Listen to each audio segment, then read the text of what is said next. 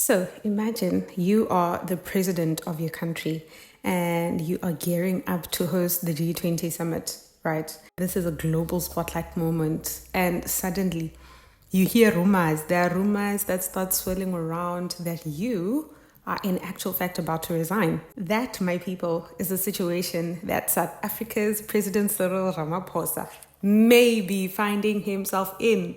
And the political fallout, it may be so messy. Let me tell you all about it. Welcome once again to Allegedly. I'm so excited to having you here. Thank you so much for choosing this channel, my people. And I may keep saying my people, my people, my people, my people, because I do believe you are my people. The fact that you give me time to explain a story that may be of interest to you is actually commendable. So thank you so much for that. Anyway, let's get straight into Cyril Ramaphosa. There are resignation rumors, but before we get there, I need to make sure I make you understand. We do know that there's word on the street that Ramaphosa is set to potentially, he might step down after the G20 summit. So the ANC has been caught off guard with regards to this because they're trying to figure out what they are going to do next. It's a scrambling situation right now. Think of it like a group project where the team leader suddenly says, you know what, I'm not doing this assignment. Peace out. Deuces, you guys will see for yourselves what you do. That becomes a problem because, Haibo, you are not going to just let us figure things out ourselves and you're not here. And nobody knows who's actually taking over. We must have a clear plan, But this comes from the power struggle. Apparently, there's a power struggle. So now enters Gwede Mantashe. Yeah, he is the ANC national chairperson. Okay, so allegedly, there's a secret deal. Yep. The deal is if Ramaphosa actually resigns, right, Mantashe is the one that would temporarily take the reins before he hands over the rails to the deputy president, Paul Mashatile, current deputy president. So now the problem is there's a twist, and here is the twist, okay? Mashatile is unfortunately now already next in line. I mean, he's the deputy. What do you mean? So why are we detouring? Like, why would Mantashe want to take over Cyril Ramaphosa when he steps down if he's not the deputy president? If there's a deputy president who wants to be the president, why would Mashatile not be the one to actually take on the presidency? So that is a very interesting maneuvering that I am not so sure how it will be solved. So some insiders, my people, actually believe that Mantashe is maneuvering. And I also believe in the same thing as well, because he has gotten away with so many things politically, especially when it comes to factions in the ANC, okay? So now he is definitely potentially maneuvering for a future role as a deputy president under Mashatile. So now this is in actual fact giving him some form of strategic bestie with the hidden motives kind of energy. So let me take over, and then after I've taken over, and then you are going to that is just the crux of it. But there's a problem here, my people, that we cannot run away from. The problem is we are currently having issues with this particular correlation. They have a coalition that is a challenge. We have the GNU. This is an alliance of multiple parties, okay? And unfortunately, there's a lot that is unraveling. Ramaphosa apparently promised regular meetings to keep the basic coalition aligned. So everyone who is part of this coalition based on the parties actually knows what's going on. It's not an ANC show, basically, but it's everyone else's show. They know what's happening. They know the decisions. They understand why certain things are going on. But it doesn't look like that is what is happening. And others are just so tired. So now it is said that the last meeting that they've actually had with Ramaphosa was 143 days ago. That's almost 5 months ago. That's a long time, my people. This coalition just literally was created in 2024 in June. Okay, well, it's a year and 2-3 months now. But imagine you haven't met with the president for 5 months. How are you running this coalition, really? Like, what's going on? So now that on its own is a lot for radio silence, my people. So the DA leader, Ujon Steenhuisen, actually said he cannot even get a meeting to discuss maybe like things like appointments of maybe a new deputy minister, because there's just no one to talk to. The president is always busy. When we try and make meetings with him, he is not thinking about it from a priority perspective, which is a challenge. So now other coalition partners are also questioning to a point where they're trying to figure out, is this government of national unity working for us, and is this communication that is being broken intentionally being broken because someone wants to just rule and continue doing what they want to do, or they're just busy. But obviously, you can't be busy for 5 months. Apart from that, if you are busy but you still consider the people that are your partners as important, you would definitely make time to speak to them and make them understand what's going on, particularly when it comes to the decision-making of things that are important in the country. I mean, what? Exactly. But now, if you remember, there was a major exit or a major threat that was being given by the Patriotic Alliance. This party is led by Gayton McKenzie. So apparently Gayton McKenzie is like, you know what, if you do not do what we want you to do, we are going to bounce. We will walk out. If you do not respond within the next 7 days, my man, we're gonna walk out. And why are we walking out? We are walking out because you guys have been taking us on a ride. You have been taking advantage of us. And I have my boy, Kenukunene, who has resigned because we were supposed to try and figure out why he was at the Molefe house. And now we've actually figured out that he's actually innocent. I have a lot to say about that, but we'll talk about that in another video. He is innocent and he wants to come back to work. And he was an MMC in Gauteng. And Mayor Dada Morero is not interested in making sure this thing is quick and fast and in a hurry. In actual fact, Dada Morero is actually thinking, no, let's give the MMC a position to the EFF and not to the PA. What do you mean? What do you mean, Mr. President?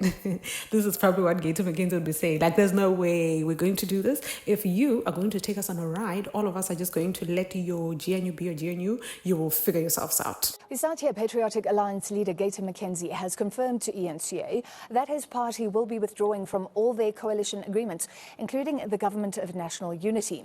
McKenzie says enough is enough and coalition partners have made too many promises while nothing has been resolved on issues such as water. We are not considering, we are withdrawing from our relationship in coalitions. And immediately after that, we are going to start the processes of withdrawing from the GNU also. Because it is in the GNU you sign that if you're unhappy, there's processes that you follow. The coalitions, we didn't sign that. So we are leaving immediately from the coalitions and we're giving an intention to withdraw from the GNU simply because we want to be respected. We can't be treated like that by Dada Morero. Can't even give our people water. He's got something against us. And we see it in how we treat the people of Westbury. We are not here for positions. I will go back, I'll go to the ground, and we'll see what the future holds. That's where we are. I know, it's very complicated. Anyway, still, he does say, Gayton McKenzie actually did say that he would continue to support Ramaphosa if it so happened that he had to vote in a no confidence vote.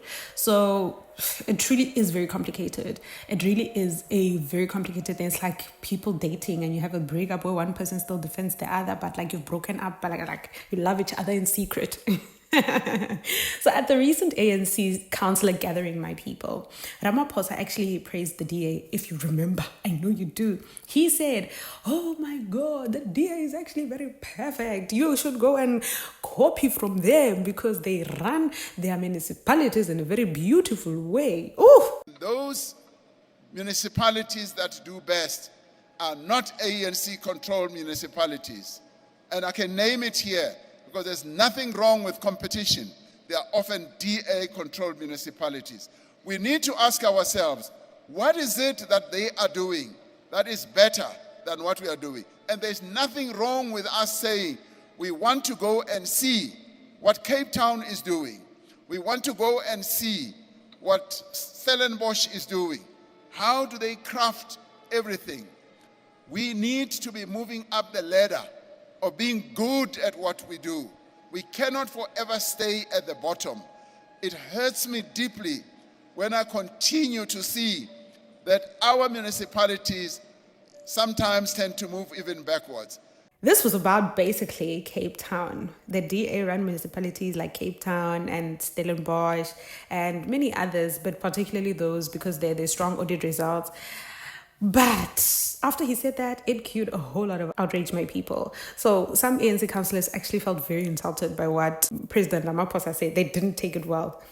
They didn't take it well. And they were arguing that those areas have obviously had more resources. It's not the same things that they are dealing with, although I beg to differ. But anyway, others have actually even said that the event actually glossed over the real issues. And Ramaphosa maybe did not go into detail with regards to what was actually needed in that particular event, because now you're praising the DA and it's like they paid you on a campaign of some sort. And others, in actual fact, obviously will defend Ramaphosa, saying that honesty about the ANC's shortcomings, it's actually necessary for future wins because we are motivating them to be like the DA.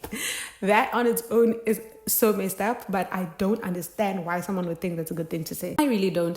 But anyway, the last thing I wanted you to actually take into consideration is the Madlanga Commission. We currently have the Police Commission drama. We have a Madlanga Commission that is investigating political killings, right? Disbandment. And Ramaphosa might actually be called to testify. I really hope he does get called to testify. Why? The issue is because he has a whole lot of conflicting accounts about whether he approved disbanding a specialized police task team or he did not know about it. We want to know what the truth is with regards to that, because Police Commissioner Fanima Sumula actually confessed when he was giving a testimony last week to the Madlanga Commission, saying that Ramaphosa was actually very surprised and he promised to, investigate what was actually going on because he didn't understand. But the police minister, on the other hand, is claiming the fact that no, Ramaphosa actually agreed to shut it down. He did, so I don't know what you mean when you say he was surprised. So now the president obviously has to come and clarify these things under oath, unfortunately. So what happens next? Let's think about that. So here is the situation, my people. Ramaphosa might resign soon. That's what I'm seeing. Ramaphosa might resign soon. And there's a power struggle over succession. ANC people are fighting amongst each other, literally.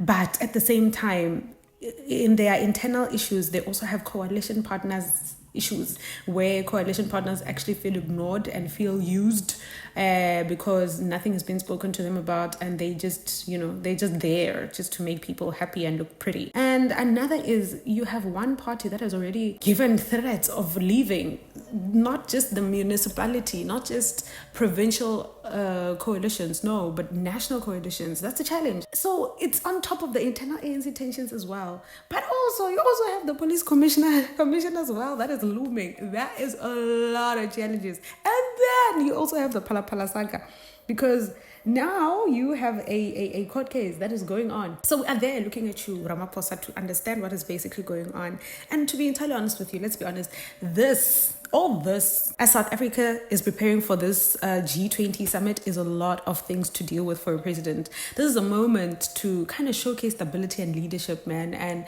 sometimes you even think to yourself, based on the things that are happening and these rumors that are looming around, what then would happen? So I want to leave this particular question with you to tell me what you think about it. Should Ramaphosa actually stay? Because some argue that he should actually finish his term to avoid chaos, right? And the reason why this is the case is because they're also putting the example of the abrupt exit of Thabo Mbeki and the abrupt exit of Jacob Zuma.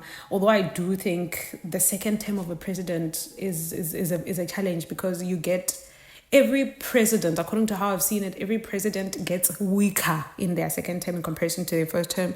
So it may not necessarily also be because of what he wants or what he desires to see happen, but because of circumstances. I do know that others have shared the belief that new leadership actually could reset the ANC's trajectory and restore public trust. But I would like to know what you think about it. Do you think the ANC is capable of restoring public trust from everything that they've done since democracy? Because everyone is looking at the ANC, and according to how I see it, people are angry, people are mad, people feel used, people are now understanding the depth of corruption and would not want to be part of a leadership, not even part of, they would not want to be led by people who put themselves above the people. You have people that are working in their working class, they are paying their taxes, but they don't have water in Sandton. They are doing the best that they can to be accountable to the government and to to SARS and to, in every manner, to make sure things go well, but the leaders on top just don't see that as important. And if they don't, do you think those same people who are middle class or people who are just well learned as well to understand politics and what it means for you to vote for the right party, do you think they will still give the ANC a chance? I would love to hear what you think, because entirely this is a lot. So now the bottom line is South African politics right now, my people. According to me, it is that meme of the dog in the burning room that is saying, this is fine. Because there's a lot of leadership uncertainty. There's a lot of coalition drama. There's a lot of party infighting. There's a lot of investigations. And all these things are literally colliding at once. And no one knows what's coming next. Until next time, I'll see you later. Bye.